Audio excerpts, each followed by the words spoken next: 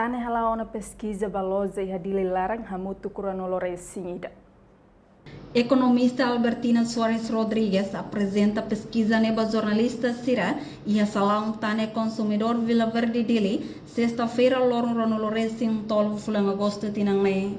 Equipa Tane recolhe sasang ne foling e a loja ronoloresi ira, hahuhu si loron ronoloresi rua, to loron ronoloresi ne fulang agosto tinangne.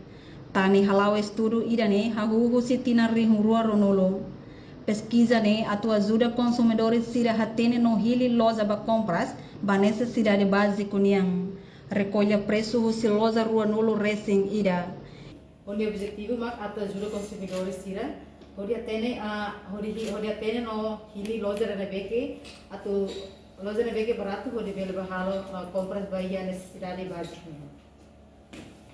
Husi recolhe preço de 21 lojas ne tane analisa no cerca de Limar, uma conferência que vai sair no bem barato ali e fulano gosto também e a tina também.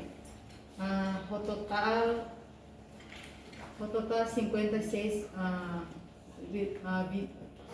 dólares 20 cêntimos. Acaba se ver caro ali, mas que é Family First. Family First né e a tina se você acaba tudo antes né, mesmo se tá mais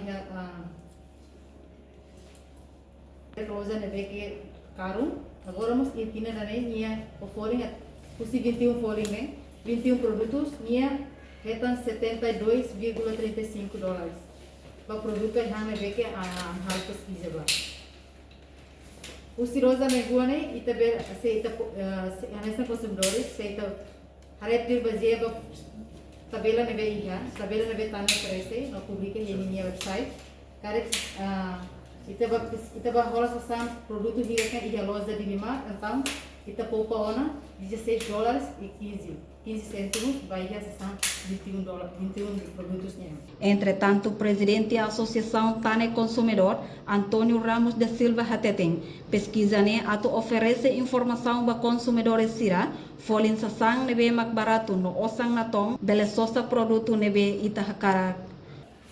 O objetivo é defesa do consumidor que fornece informação para o consumidor quando vai folicização é barato e a loja neve não osa neve na tom bela só produto que está caro que a loja neve. O suba consumidores sira atu hato queixa carek e a problema bele hato queixa.